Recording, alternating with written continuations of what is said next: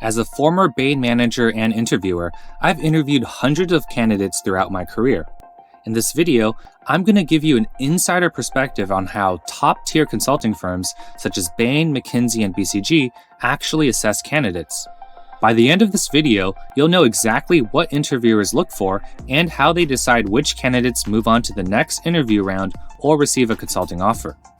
We'll organize this video into 4 sections, covering what happens before the interview, during the interview, immediately after the interview, and at the end of the interview day. There's a really surprising criteria that interviewers follow at the end of the interview day, so make sure to watch to the end of the video. Before the interview. Before interview day, interviewers spend about an hour preparing and reading through the case interview that they are going to deliver to candidates the following day. They'll check the interview schedule to see what time interviews start and end, and they might skim through the names of the candidates that they'll be interviewing.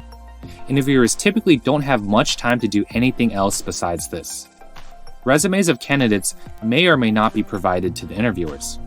For first-round interviews, many consulting firms actually do not provide their interviewers with resumes in order to eliminate bias in the recruiting process. By not revealing information such as what school the candidate came from and where they've worked, this helps prevent interviewers from forming biased perceptions of candidates before they even meet them. For final round interviews, your average interviewer probably spends no more than 30 seconds skimming through each resume. During the interview. During the interview, the interviewer will have their case interview on hand to deliver the case. They'll also have some way to take notes. Some interviewers will take notes by hand on a piece of paper, electronically in a Word document on their laptop, or directly in the recruiting software platform on their laptop. There are 5 parts of the case interview that you will be assessed on. The very first impression you make on the interviewer is when you summarize the case background information and ask clarifying questions. The second impression you make on the interviewer is when you present your case framework. These are the 2 most important parts of the case interview that you need to get right in order to leave a positive initial impression. Afterwards, the interviewer will be paying attention to how you perform during the case math and how you perform when answering qualitative questions. The last impression that you make on your interviewer is when you deliver your case recommendation. These are the only parts of the case interview that the interviewer will be able to remember. If you're finding this video helpful, please take 3 seconds to give this video a like and subscribe to the channel so that you don't miss any of our new consulting case interview content. Immediately after the interview. Once the interview concludes, the interviewer typically only has about 5 to 10 minutes before the next interview starts. They might have even less time if their previous interview runs over time. During these few minutes, interviewers will do a few things. First, they'll keep a running list that ranks candidates from best to worst. So immediately after the interviewer will place your name somewhere in this ranking list of candidates that they have interviewed so far. Interviewers will then quickly score candidates across a few dimensions.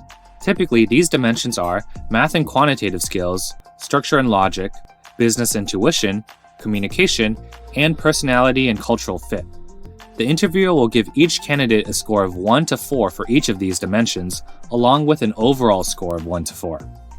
4 means that the candidate definitely passed or met the bar. 3 means that the candidate barely passed or met the bar. 2 means that the candidate barely missed the bar. And 1 means that the candidate should definitely not be passed.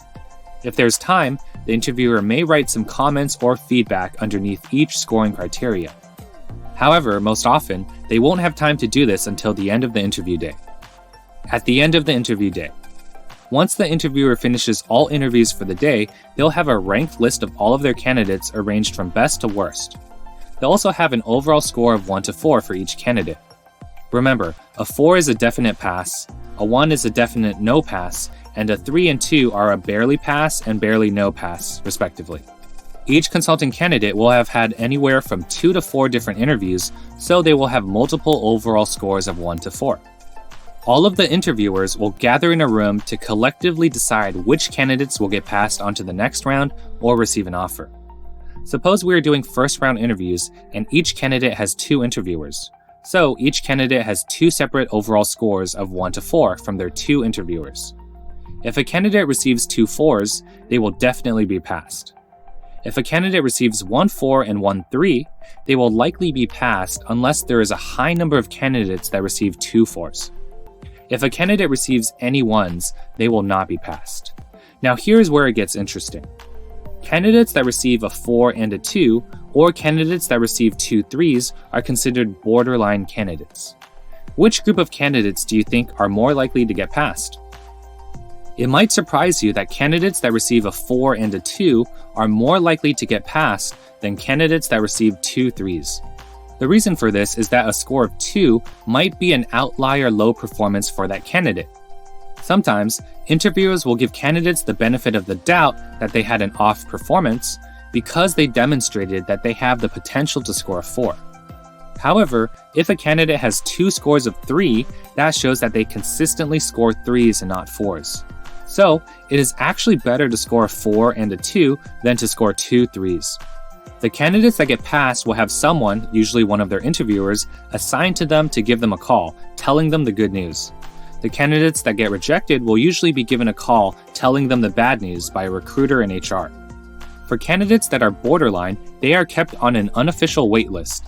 The consulting firm will wait until a few more days of interviews finish before deciding whether to pass the candidate.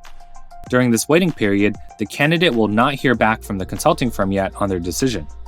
Regardless of the exact way that interviewers assess consulting candidates, the key takeaway is the same.